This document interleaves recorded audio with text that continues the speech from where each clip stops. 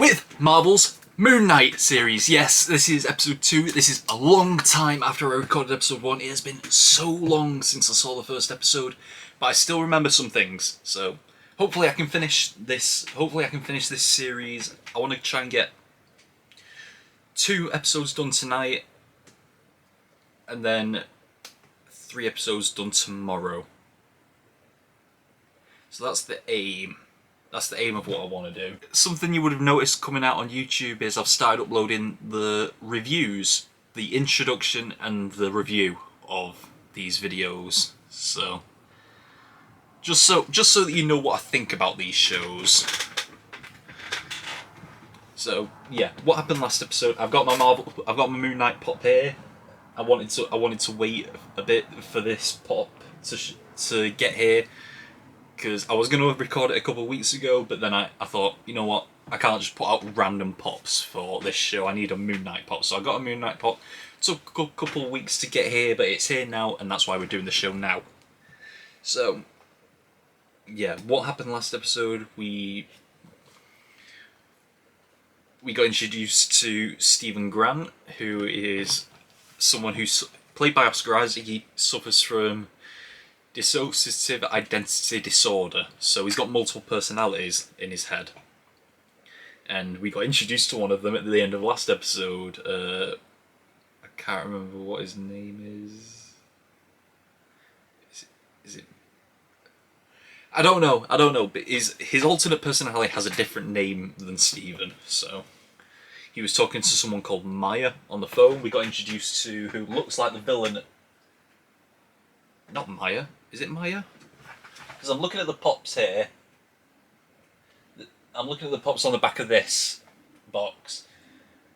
Arthur is the guy with the long hair who just touched someone and then they died when the tattoos on his arm were moving, and they decided if someone was pure or something. If it's pure, you get to live. If it's not pure, you die. So don't know what. I don't know. Is this magic? Is this science? Is this super soldier stuff? I don't know. But yeah, there's also some called Layla on here, so I don't know. Yeah, so I'm interested, and it was a bit creepy as well last episode when you had him like looking into reflections like in mirrors or in glass cases, and his reflection was doing something separate to what he was. And then at the end, when he was attacked by that Wendigo, I think it was like a Egyptian-looking werewolf creature. I think they're called Wendigos. So he was attacked by that thing, and then his reflection started talking back to him and asked Stephen, let me take over and we'll deal with that thing. If not, it's going to come in and kill us. So he let Moon Knight take over, and that's when we saw the reveal of the costume, and it looked great. It looks great on here. So I'm interested to see how it gets on in this episode. So if you're watching this on YouTube, you can see the reaction on Patreon. But yeah, let's just get into Season 1, Episode 2 of Moon Knight, starting right now.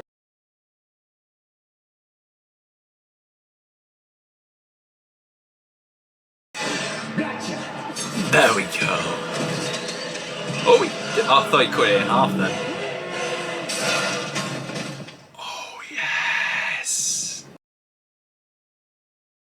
Oh, mate. Oh. This was a good episode, but holy shit, was it cringeworthy?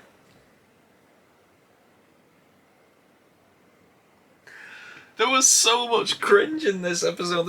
I feel bad for Stephen that this is his life, but God, do I not want to see him? I don't want to see Stephen. He makes everything so awkward.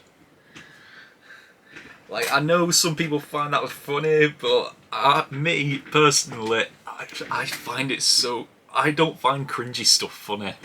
But yeah, Mark Spector, international criminal, international fugitive. I don't know if it's just... I don't know if it's just those... I mean, they were fake police officers, so they might just be saying that just to scare Stephen, because it looks like Harrow, well, Arthur Harrow and his cult, they understand what Stephen's going through. They understand that there's a Mark and a Stephen, 2 separate people in one body. He understands that now, so at least he doesn't blame, because he was trying to be reasonable with Stephen. He was actually trying to be reasonable with Mark, Because it's actually Khonshu he's got a problem with. Because he used to be Khonshu's other avatar before it was Steven and Mark. So that's interesting to know that about him. But yeah, he's... the most untrustworthy person in this show so far is Khonshu, it sounds like. Because even when Mark straight up asked him at the end of the episode, like saying, once this is over, will you let me go? Khonshu didn't answer him. He didn't give him a straight answer. He didn't give him just a yes or a no. So, it'll be interesting to see if Khonshu actually keeps his word. Because this sounds like a very much like a Ghost Rider situation. Where Ghost Rider, when he was about to die, he made a deal with the devil to stay alive. And it sounds like this, but in doing so he became Ghost Rider. This feels like a similar thing. It sounds almost exactly the same. I don't know if that's something that's been Moon Knight in the comics, or they've just decided, like, since we're not going to do Ghost Rider in the MCU, we're just going to move it over to him. Move it over to Moon Knight. I mean, they have done Ghost Rider in the MCU, but it's not been... the line is blurred whether or not Agents of S.H.I.E.L.D. is canon in MCU. The line is very blurred, but... But yeah, thankfully we saw the suit again. We got another suit as well, the nice and dapper three-piece suit, the mask, all white, but that's Steven in control of the suit. But when Mark's in control of the suit, it looks like this. So I prefer Mark's suit. Yeah, at the beginning when Steven was at the museum and it was talking about, and the whole museum was, well, the toilets were in a wreck after what happened last episode. Steven tries going onto the security footage and just showing what happened, just to prove that he's not mental in his own head, which he is. Well, it's not him mental in his own head, it's someone else being mental in his own head.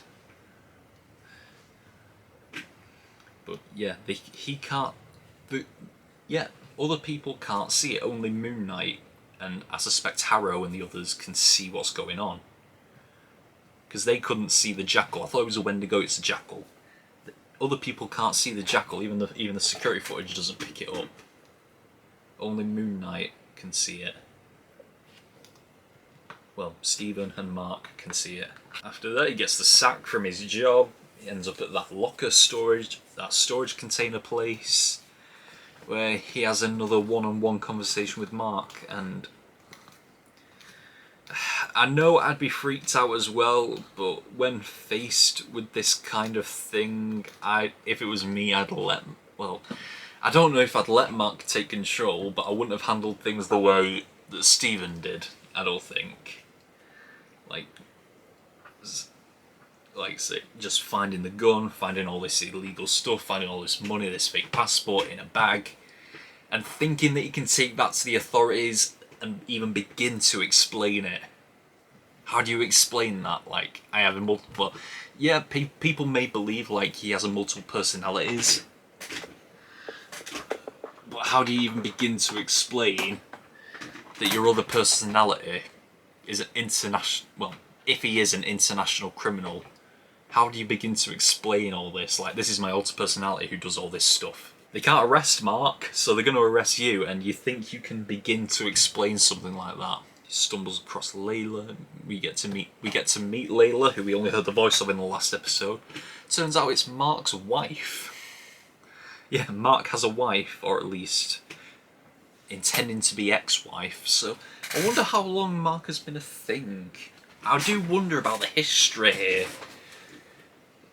Like, I said it in the reaction. Like, has it been Steven his whole life, and Mark has just been his alter personality the whole time? Has he struggled with this his whole life? Or I'm getting maybe the sense that maybe Mark is who he actually is, but then he got into an accident which made his deal with Khonshu, and Steven is a recent thing. Like, has he been hopping in between Mark and Stephen his whole life, or was it Mark before, and then Stephen became something after his accident, after his near-death experience? I just want to know which one supersedes the other. Interesting. Yeah, then she finds the scarab. Now she is, well, then she had the scarab for a little bit, but those fake police officers show up. They take him to Harrow and his cult. And I've got to be honest, it is a very good yarn that Harrow offers. It's a very convincing thing. And it especially becomes convincing when he says that he used to be part of Khonshu as well. He used to be Khonshu's avatar. That at that point it becomes very convincing. But yeah, then Stephen, he feels his own misery, and he feels this torture with Khonshu in his head and Mark in his head, and then he sees Harrow with this place that he's built, like saying that part of London used to be crime-ridden, now everyone's happy, no one locks their doors at night, everyone feels safe. And he sees all these people happy. So, yeah, obviously he would feel tempted. But then the catch comes later when he says that Amit judges people if they're going to do something evil. She takes out evil before it can happen. And Khonshu delivers justice to evil after the evil has been done. So, yeah, I see both sides, but you can't punish someone for a crime until it's been done. Like, you can punish someone for intending to do a crime, but like Stephen said, it's a great question. You can't judge a child for something they'll do if it's a lifetime away. Like, I'm guessing that's why that woman died last episode. She said she's led a good life. She's never committed any sins whatsoever. But it's still the scales, Amit or Harrow, still judged her to be evil, and that's why she died. So yeah, it all depends on morality. Are you willing to kill someone who's innocent just because they'll do something evil later? It's the baby Hitler thing. Would you kill baby Hitler for something they're going to do later on? For something he's going to do later on? It's very thought-provoking, isn't it? So, Harrow was even getting to Mark a little bit, saying like, yeah, Khonshu offers all these things. He speaks pretty words, or rather doesn't, but he promises you things and he doesn't deliver. But then Layla shows up. She's got the scarab, and just it all leads to Stephen refusing to give up control to Mark, and it's just so frustrating. I mean, he knows he's in this bad situation. He knows Mark got him out of it last episode. He knows Mark can get him out of these situations, but he refuses to give up. He refuses to give up control because he knows it's possibly the only way to save him and Layla. A second jackal is summoned by Harrow with that cane. It's got a bit of Amit's power in it to summon that jackal. So I wonder if we're going to see more of them. It's a very smart way to save on the CGI for this show by not showing the jackal and just having Stephen and his new dapper suit get thrown around. Just a bit of wire work makes up for a lot of CGI when you say the thing attacking them is invisible. When you show that, well, when you don't show the thing. Eventually, it just got so cringeworthy. I had to pause because he was dancing out into the street. Stephen was in this suit. To other people, he looked like an idiot, but he's just dancing around in the street, pretending, fighting this thing, and he's looking like an idiot. He's in the middle of a public street, and it's just so cringeworthy to think about what he's doing and what people around him are seeing, because they can't see the jackal. He looks like he's just swinging at nothing in this suit. Eventually, Stephen just has to realise that Mark is the only one who can get him out of it, so he gives up control, and then we get the proper Moon Knight scene. We get awesome action, well, awesome running scene from Moon Knight, a lovely longer display of the suit, and then he kills that jackal in the most badass way, impaling it onto that spire thing. Yes.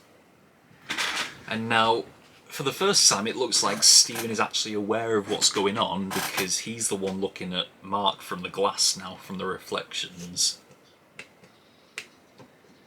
Because before, it looks, well, from the gist of it, it looks like before Mark had no idea, it looks like Stephen had no idea what was going on. It looks like it's like he just blacks out and then he wakes up not knowing anything that happened, but now he's aware because he's watching it. He's watching it just as Mark used to. So it's interesting. And Stephen trying to take back control of his body because he doesn't like being the one in the back seat. But mate, for this situation, you're gonna have to wait with the back seat. Because right now you're in the middle of a dangerous situation, very dangerous situation. And you've got someone who can clearly handle themselves, and you want to be the one in control? No. You, as torturous as it is, you know you're in a bad spot right now. You let Mark take care of it, because he can take care of it. At least he should believe that Mark can take care of it a lot better than he can. But even Mark, I think even Mark's beginning to have his doubts about Khonshu, because like I said before, Khonshu didn't answer him when he said, "Will you let me go after this is done?" And now we're off to Egypt, where Mark is in the driver's seat. And Harrow has the scarab now that leads to Amit's tomb. Because they're looking to revive Amit. So, yeah, it's going to be interesting to see where this goes. I just hope for not so much more cringe. But, yeah, I'm going to try and record episode 3 tonight, but actually, I've got to rank this episode. It was better than the first episode, simply because we had more Mark in it. I'm sorry, Stephen, but Mark is I want to see more Mark, I don't want to see more Stephen. I want to see more Mark, so yeah, episode 2 is above episode 1. So, yeah, that's all we've got for this episode of Moon Knight. We're going to be recording episode 3 later, but for now, that is all we've got. Until next time, we are over and out. Bye!